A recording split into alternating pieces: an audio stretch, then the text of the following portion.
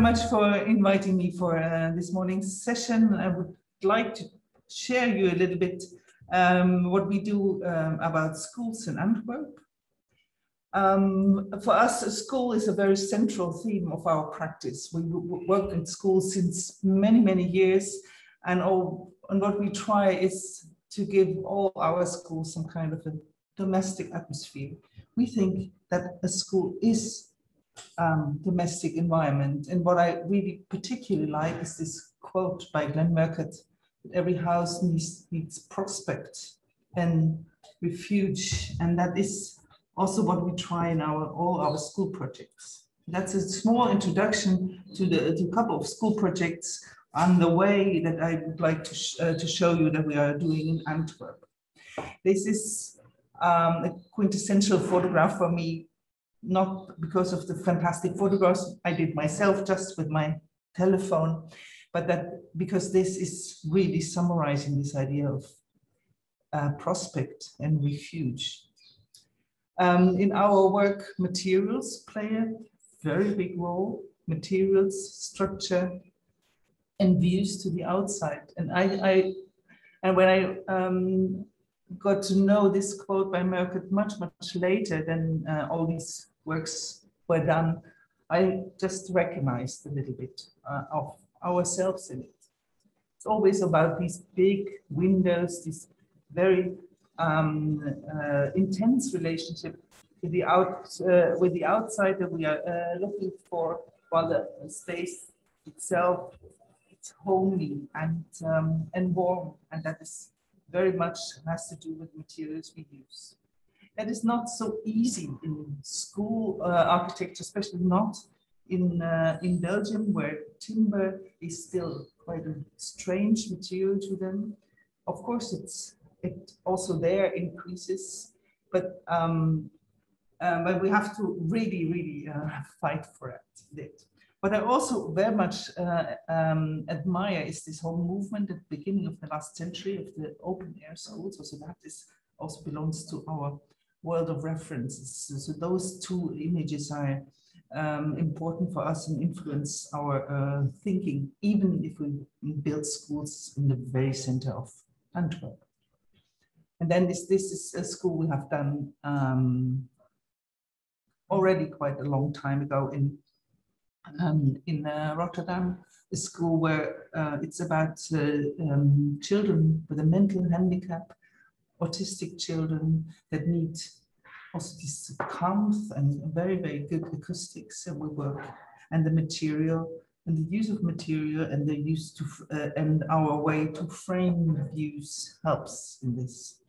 So I would like to show that just in order to read those unbuilt projects I will show you in Antwerp, to understand what is in our mind when we work on very urban assignments.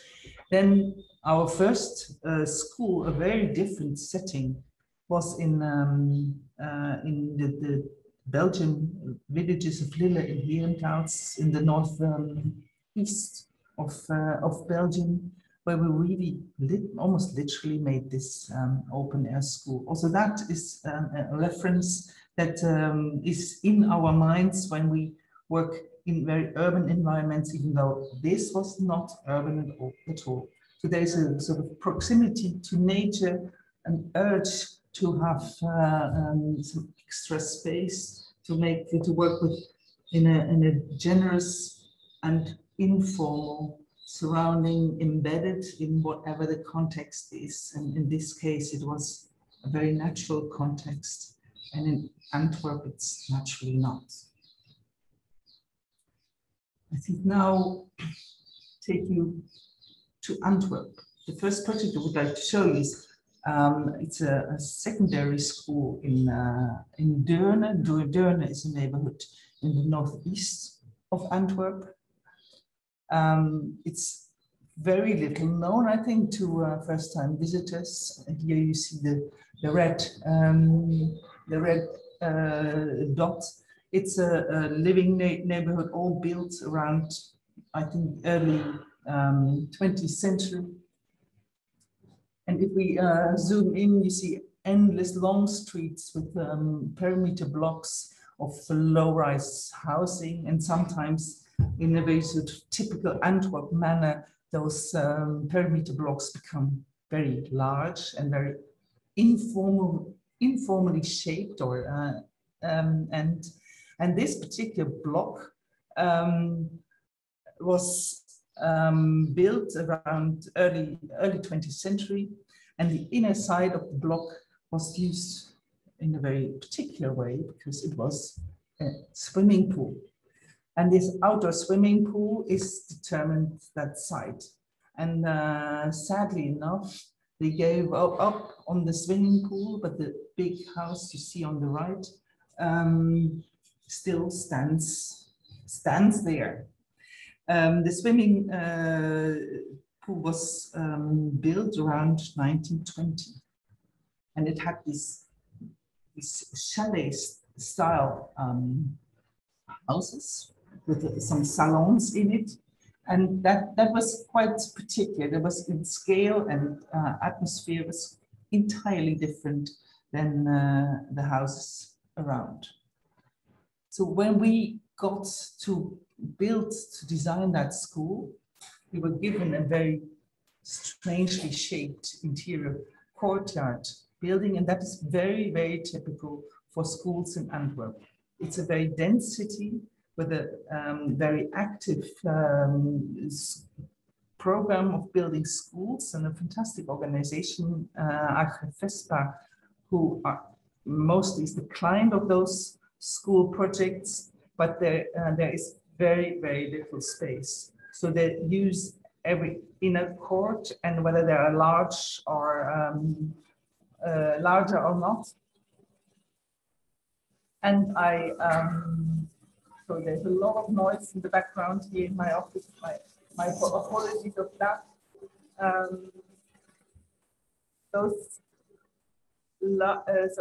Those inner courtyards, they lead their own life. They have their own rules. There are quite particular urban rules that determine massing what you can do. So in this case, it was incredibly complicated to design the substantial program of the schools we were asked to design.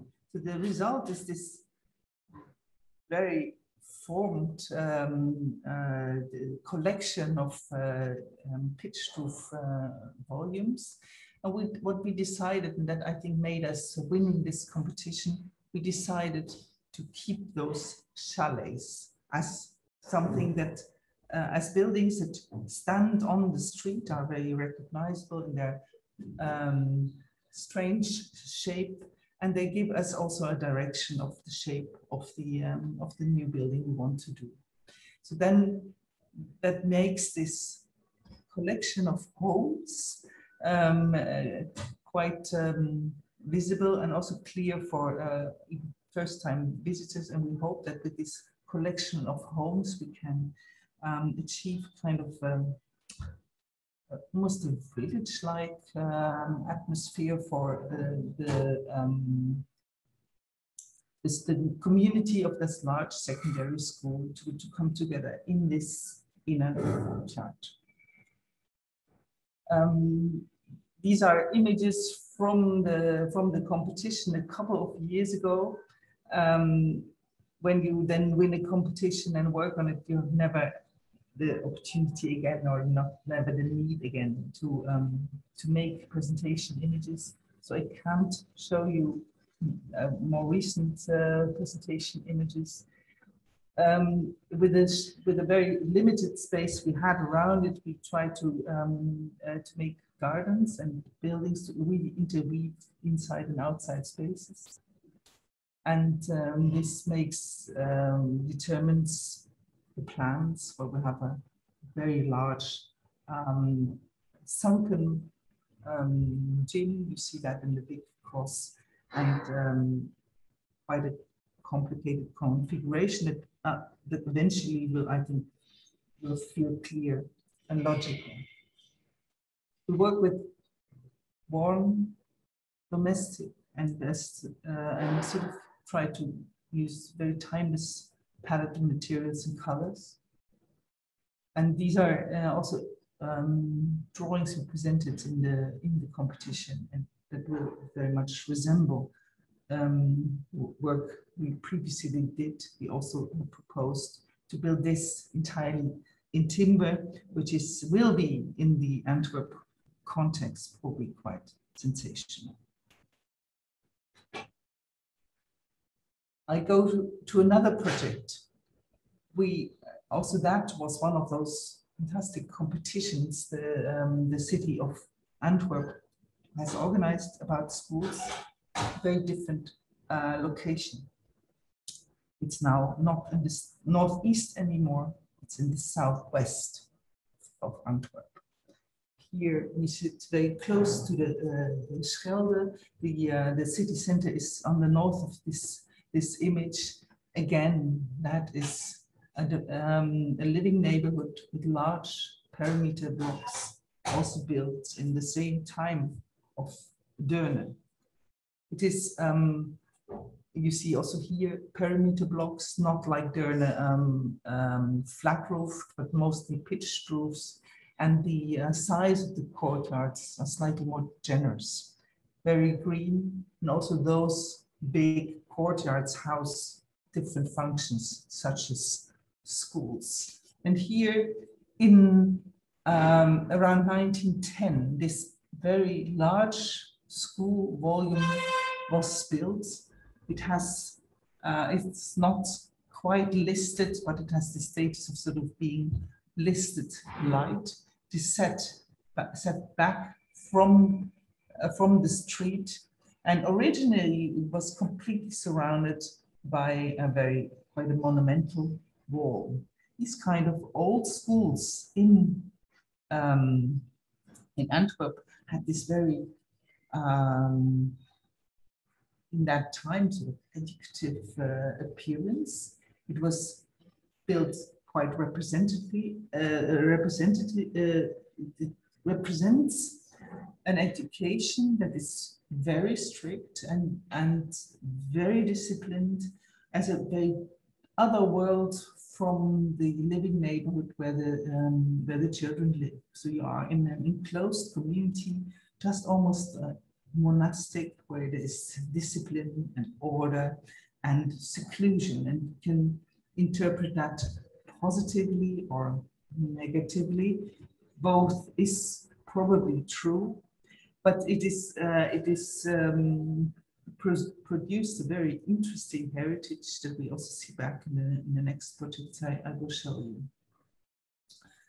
We were given this image, but at this very moment, there is not so much left of that image, and we were asked to critically assess whether it was possible to sort of reinterpret this image and to reinterpret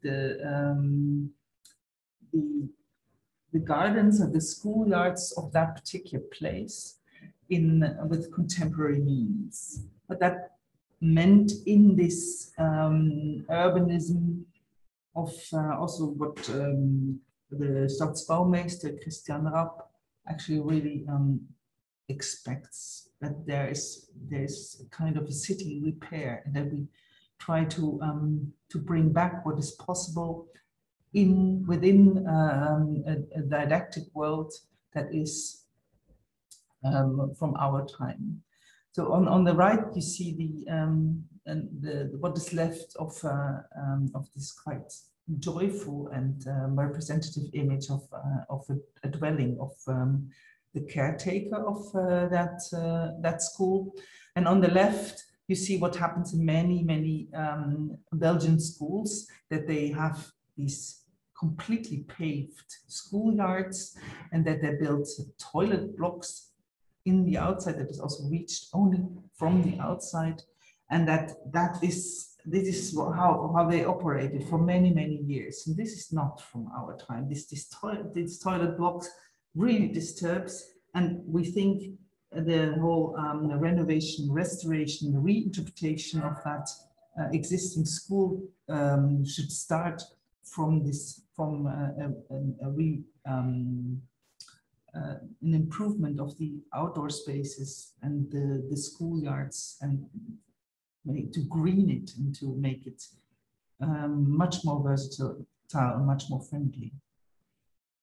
But much more friendly in this historic setting meant also for us to try to bring back the wall, because the wall also makes it more quiet, it gives it more shape, and allows us to green it in a much more extreme way than we otherwise would have been able to do that. This is also to make it inviting. We plant many trees, but we, in the first place, we restore the wall, but give that wall still sort of transparent look. This, once upon a time, this image, I think is photographed probably around the 30s, the 1920s, 1930s. You see a grid of trees. You see also this very elaborate window frames. We somehow try to bring back. This is our proposal. We've been given a large program. The school has been used as a school all the time, but extended in a very sort of casual way. In the front, there was this toilet block. The wall was partly broken down, and we restore the wall, but we give it a function. It's not a wall to be a wall, but it is it houses. It's a thick wall that provides space for administration and covered outdoor spaces and different functions that we really need to be able to enclose the courts as being enclosed gardens, and then we extended the building on the back side, on the right side, with a new volume meant for the youngest children, that also in the eyes of the Antwerp client deserves a different atmosphere, a different scale of building. So it's also quite a varied program. We see in the front we have subdivided in 4 courts that have all their clear function, shape, and orientation and character, and the back we have the new volume of the school for the youngest kids, and also their very different enclosed garden. The drawing we made for the tender, it has been tendered now, and the construction will start actually officially next week. You see that the idea of having 5 different gardens has remained throughout the development process of the project, and they have different characters, but the trees and the gridded trees remain the sort of basic idea. We have many children, very limited amount of space, but we try to give it a sort of a green canopy, and instead of a toilet block, we try to make a very transparent and a friendly building that welcomes the children, and this is then the canteen in the multifunctional hall when you arrive in that inner world of the school. The interior was offered originally high spaces, but very little contemporary spatial qualities. It was a real school with large classrooms and these very prototypical corridors that were sort of filled with a lot of very ugly cupboards and sort of very high and narrow. And we were asked, and the competitors of the competition were asked to do something about that, to make it a contemporary living environment, even though you have that structure. The structure is sort of semi-listed, and we need to work with that. So the structure of corridor and classrooms became a very big issue. What we did is to reinterpret the existing corridor here. In red, you see the existing section, you see the classrooms, and next to it, the corridor. And we decided to just simply add another corridor to the corridor and to then use the existing corridor to turn the character of this existing corridor literally upside down, inside out. The corridor that was sort of quintessentially almost the symbol of an old-fashioned way of teaching now becomes a learning street and a series of small cabinets and spaces that that offers many different new opportunities for contemporary learning. So you can sit there together with a small group or of children and with an open relationship to the classroom. And the walking, the access to these classrooms is then in this new kind of corridor space. Now, still a few line drawings of the new part for the smallest kids, where we use the pitch roof, also in more or less as much as possible timber, to provide a very different kind of atmosphere than in the renovated building. I hope to be able to show you much more about it about next year when this building has been renovated, and because these building projects are quite particular, and you have to be very precise in the interventions, but it is never to be shown on the way. Part of the new facade of the school for the smallest kids. Again, another project where together these projects show what this task for new schools in Antwerp actually means. They look at very unlikely places to offer space, to find more space for green, to look for space in this extremely dense environment. Now you see we are much more central now. You will recognize in the north, the island here with these old former harbor areas. But before we go up there, we look at a building block in Sint Amandus in a very densely, very multicultural neighborhood, with also again very filled inner courtyards. Here you see how extremely dense this has been built and how much those inner courtyards, these perimeter blocks, are already filled with different kind of program. In this case, it was a mustard factory right in the middle of the block, with two parallel pitched roofs, super dense, completely built in this, this urban fabric. This is what you see when you look at this site. You don't expect that there a new school to be built, and now we were invited for a competition to repurpose this factory building as a new learning environment for small children right in this neighborhood. We were asked to, this is sort of the only green that there is, green on these existing buildings. Also those buildings sort of semi-listed, you can intervene in them, but you have to consider that carefully, you have to present it carefully to the Heritage Committee.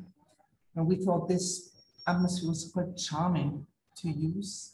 And also this particular building was quite charming to use. And then we have these also very particular street walls where it's all a world of glazed bricks, perimeter blocks, 3 stories, 4 stories long, high, a closed facade. All these facades listed, all these facades in a very quite a poor shape, and all these facades built with glazed bricks, which is very typical for the area. It's important to know that these glazed bricks were a mean to shine, to have an ornamentation that was distinct from the inner city. The inner city was built with red brick and natural stone ornaments. In the north of Antwerp, there are neighborhoods for working class people that did not necessarily use the red clay of the inner city. They had also quite little means of natural stone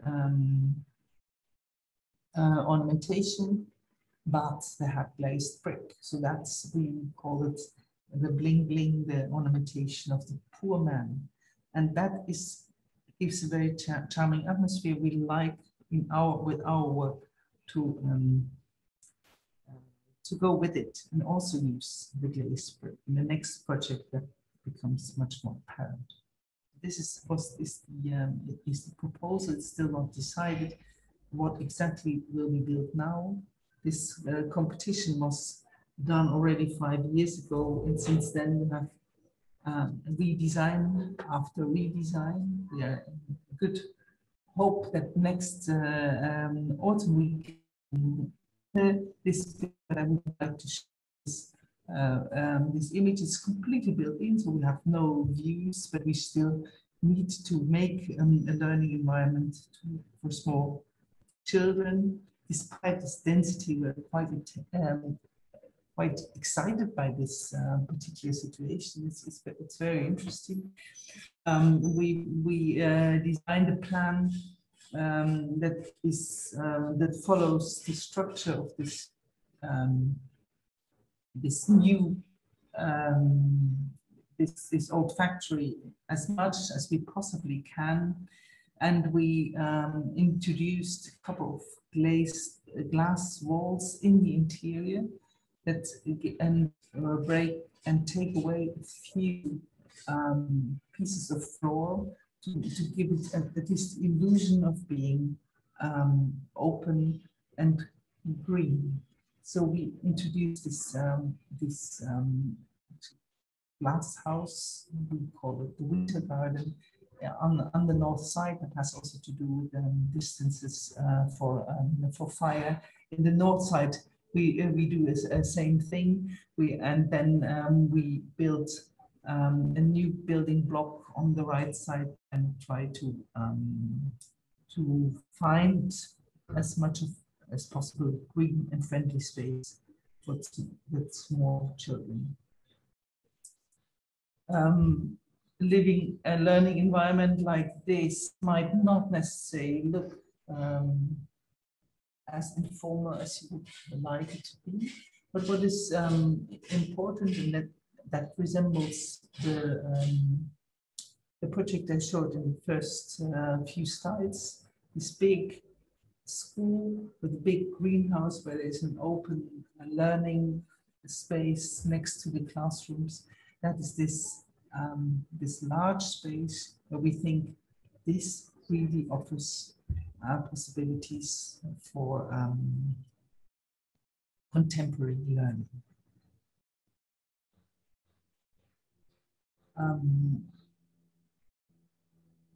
This is a plan of the first floor. So a plan for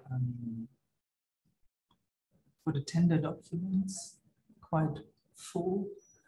And then when we did the competition, we did these kind of illustrations, borrowing also images of this wonderful illustrator, Susanne Werner, who was gave us friendly enough her permission to do that. But you see that we want to counteract this density while at the same time embracing the density and the structure of the original building. So we introduced this glazed wall to make part of the factory a winter garden. Then we have this, we look at this, what they call a learning street, this wide informal corridor, come canteen, come wardrobe, come playroom, along a wall of subdivided in classrooms. So like that, this school has a very rich possibilities for different kind of learning spaces, and different kind of informal and more formal spaces. And then we try to connect that to the outside world, limited space, but still with the use of glazed brick and ornamentation. We try to make it part of its surroundings and somehow to overcome the density. The sunken gym, also that's a big volume that actually doesn't fit, and then you have to squeeze it in somehow. And still this sort of friendliness that comes with tiling and as much as possible green. What I very much like about commissions for Flemish schools is that the covered outer space is such a big part of the given program. So passerelles, pergolas, canopies, all these beautiful items that belong to a good school environment are actually possible and subsidized. Again, here, as we also built for the smallest children, we try to do it with low ceilings and mezzanines to provide a friendly scale, even though the structure asks heights ask for very high ceilings. And also here, pitched roofs that will provide certain hominess while being part of the city. You see on the outside, you are in this dense neighborhood and you sit in your own little home, even though you have very, very large window that connects you to the outside world.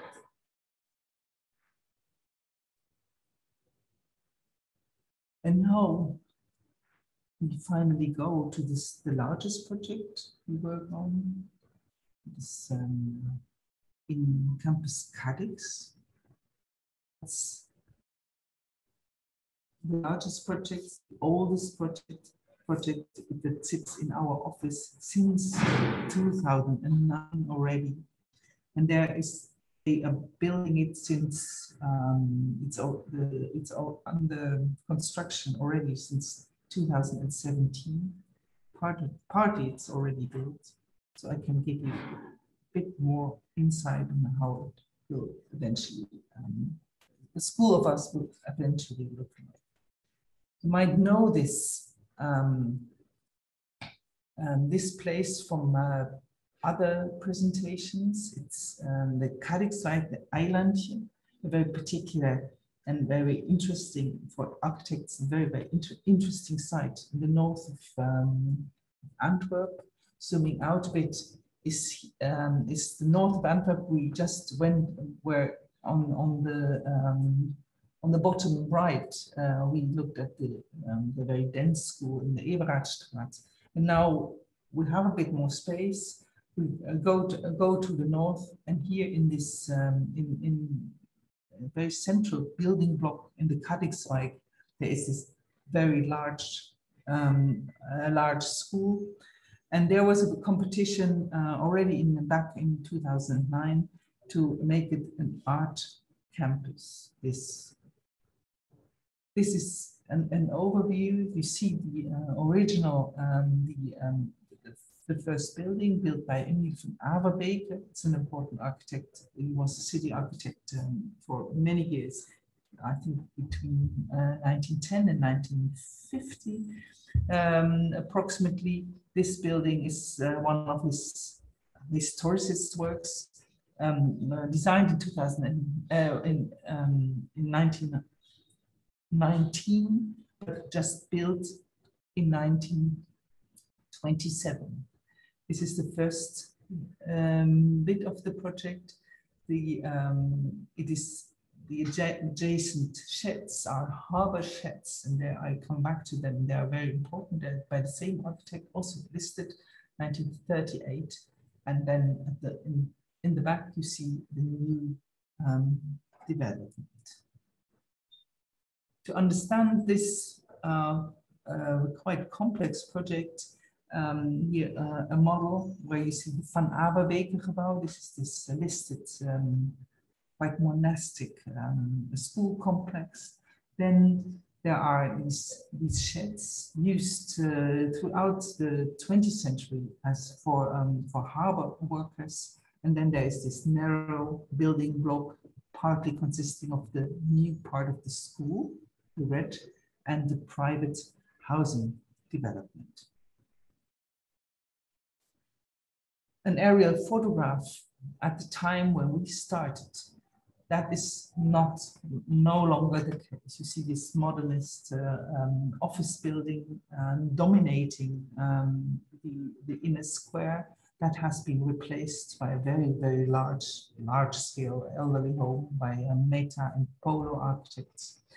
And then the whole left side, you will, this is this sort of architects festival with many, many new structures. But we look at this central piece where you see the sheds, the monumental building, and then in the very north, this in the very east, this building that was to be replaced by a new structure for a new school, much higher than what we took away.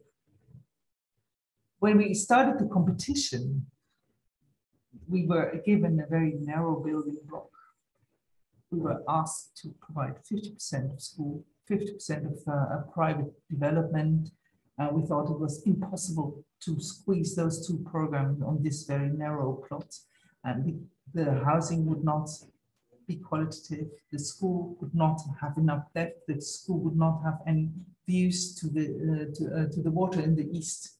So we proposed to change the urban rules. We took a big risk during the competition doing so.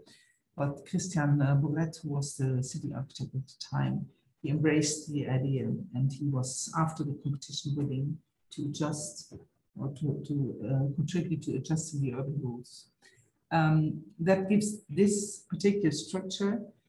Still, the east part is a private development, but this private developer, after many years of negotiation, just embraced the idea as well. It's not designed by us, but according to our master plan. These are the competition images a long time ago, long before we understood the particular color codes of the north of Antwerp. We designed this project as being a ballet school in 2009 to 2010. And we made this this model, and the facade ideas were, of course, inspired by Page Street. It's not there, not that anymore, but the color has changed, the program has changed, the height has changed, but sort of this idea that we make a building that somehow tries to fit in that neighborhood, that it's quoting these harbor sheds, that it tries to be part of its surroundings that remains. So again, this where are we now? This to give an overview, and then those images we have tried to work a lot with these very different ingredients. We wanted to make the school campus where every part belongs to each other. When we started the Ballet Academy, we had this very particular program of the big ballet studios. Then the political power changed, the political will to build on such a prominent location, a ballet school. The political will was not there anymore, and they decided to densify the site and to repurpose that as a large technical school. Now it has become a very big school campus consisting of an art school that was in the last 50 years used the existing building of Vande, then this big technical school, and these sheds for the harbor workers were also made part of this this large and complicated school complex. And within the urban and the architectural concept of the ballet school, we tried to fit in the new program. Many models with small changes always confirmed the urban configuration we proposed already back in 2010. These are, I think, model studies about 5 years later. It's always that these sheds are important, that you have views towards the water, that it's a permeable structure, and that all these parts are somehow interrelated. We have an existing listed buildings where we were also, like in the previous project, there were these strange toilet blocks added to that, and it was quite cluttered. We take away only these very small later additions in order to replace them with larger additions that are required by the program, but also by our ambition to make to densify the site within the walls of the existing buildings. So we try to intensify the use, for instance, of the attics, and in order to be able to do that, we need dormer windows.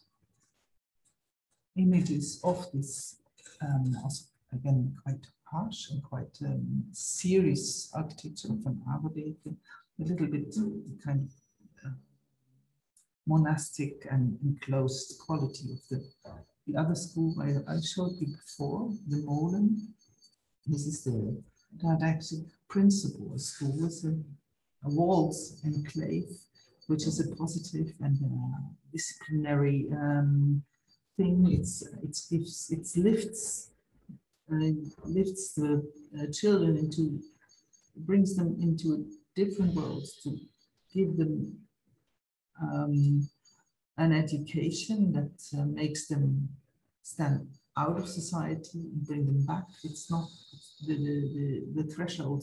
It's very, very high, and that is on purpose. So we have to break down the wall, but still, of course, respect the heritage we find.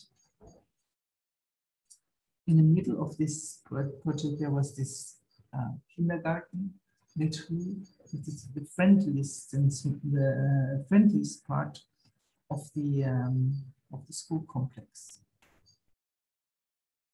These are the images how it looked before we started building.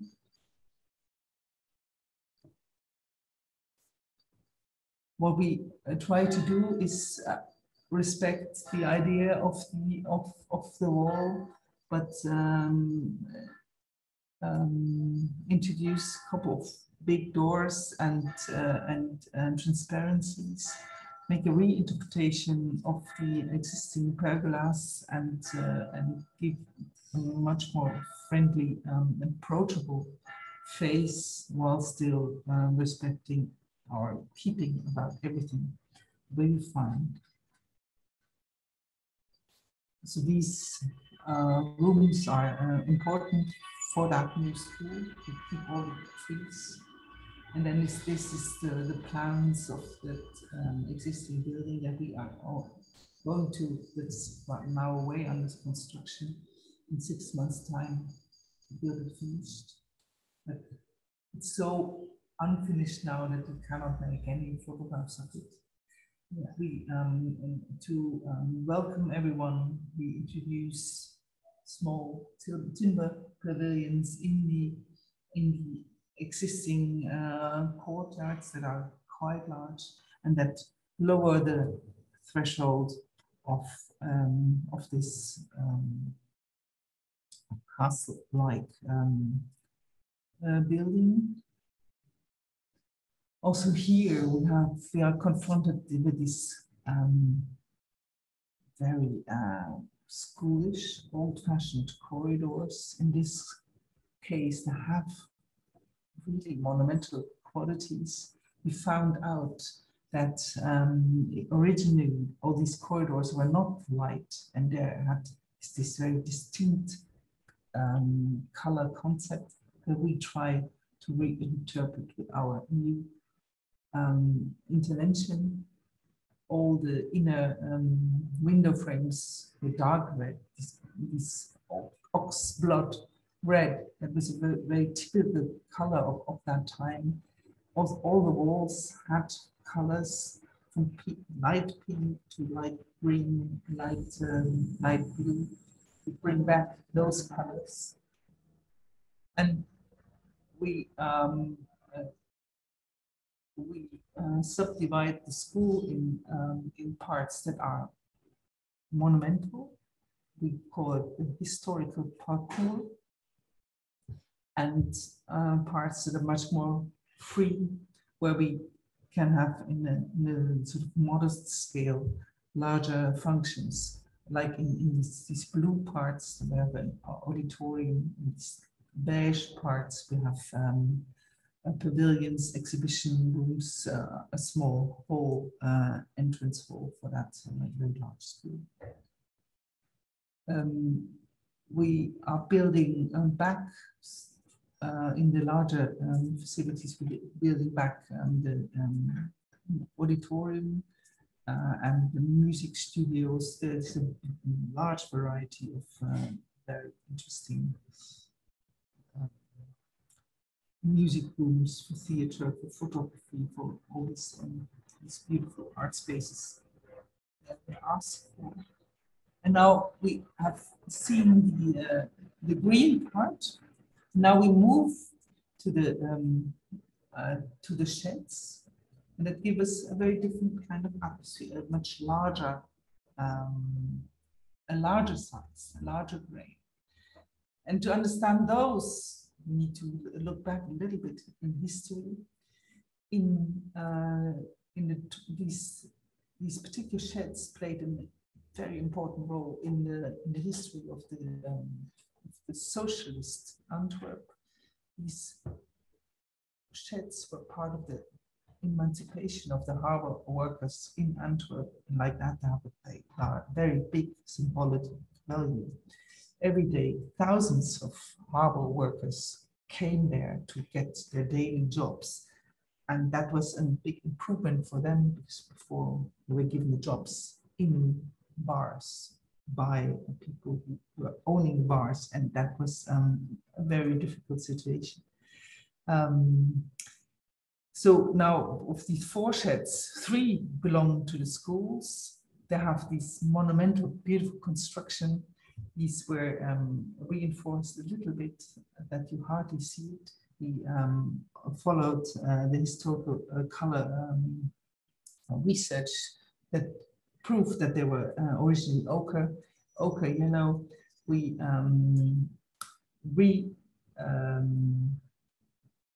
the conservation strategy was to take away the roof, replace it by a sustainable variant, not corrugated metal, but hollow core elements made of timber. Very good acoustically, very good in terms of fire, very good in insulation and sustainability. This is for us an important feature because it comes also back in the. It's not on. It's the feature of those sheds, but it also comes back in the new building, and like that we want to make a meaningful link between those different parts of the campus.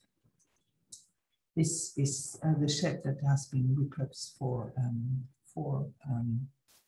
sports halls. And then we go to the other side of the street, to the new structure. It's a large school. Everything that had to fit in here was not fitting in. So program-wise in the existing building, found a place in the new building. We built a building that is a bit like a factory with three times the double floor, big voids. The green being the workshops, the blue being classrooms, and the red being the workshops and ateliers, artists' rooms for the artistic subjects of that school. This is a photo montage of what we thought, what we needed to do. We looked very careful after we thought it was red brick. We understood a little bit more the local colors of the area. Yellow clay being the color for the harbor workers in this part of Antwerp. Disappears gradually, this very particular yellow, but we thought with this our big public institution, we need to embrace the local color, so we changed our competition ideas from the dark brick to the yellow brick. We use unglazed and glazed brick in two colors, paying reference to the existing architecture of the neighborhood. The whole color scheme is based on this idea of ochre versus white. And then we have an overview of the entire plan, left the existing one, on top the sheds, and right we go to the new structure we built. The urban configuration with the fingers of the that was shown in the urban models, and in the beginning are very instrumental for the working of the school. And then we are finally there where you really see something. This building has already been almost finished in late 2019. The reference to the local colors and ornamentations is clear. The reference of the new structure to the existing sheds is clear as well. With very large letters, we integrated the word Cadix in the building to even more emphasize its local connection. A design drawing. It's hard to photograph it so close by. And here you see these connections, while the new structures around it are mostly not paying a reference to the yellow, except for very few exceptions, like Cornelis, for instance. that embrace the yellow brick as well. Our architecture is very closely related to the context. We go in, it's this sturdiness of the materiality of the industrial harbor area as a counteract to the much more domestic character or monastic domestic character of the existing building. The idea of ornamentation and the particular color scheme comes back in very different kind of ways in the staircase. For instance, now we move up to the first on the ground floor. That is this double high industrial halls. It's not ballet dancers anymore, but this is the real work. One big workshop for metal, one big workshop for timber, and these very sturdy machines. The large windows ensure the relationship between inside and outside. I think it's a great school to get your education. It's fantastically real. They get really prepared to the life outside in society. Also, the timber part is very carefully done. Fantastic machines also here. And then we go to the first floor and second floor, where the blue part in the diagrammatic section, where there is this new and open learning environment with classrooms on the left side and open learning landscape or learning street, how they call it. Now, if you in a couple of months, you will see new house where there is a lot more green on the right side in these inner courtyards we are making. In this case, also, like we try in all our schools, the visual relation are very important. So we have from back to front as much as we can. Also here in the length, there are always clear structures and clear directions and transparencies. The school has a pharmacy, chemistry places, all these very specific classrooms. I was very impressed by the possibilities this kind of education offers. Before there was the pharmacy, this is the technical spaces for electricity and other technical subjects. The ornamentation of the exterior comes in as well. And then we go up to finally see the attics that are important, the grandest spaces in the new school, with where they learn to make decorations, free art, very different kind of subjects. And these kind of in these attics, you see them from the outside. We refer very clearly to these renovated sheds. And I particularly enjoy if the pupils really appropriate space and make it their own and bring in the informality they need and they like. And our sturdy buildings are a sturdy frame for whatever the future brings them. And this is the end of my presentation. Thank you very much.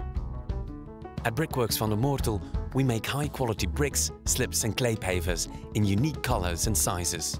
With sustainability as one of our key values, we created a brand new high-end brick lab, allowing us to innovate in an eco-friendly way in the various parts of our company and the building solutions we provide.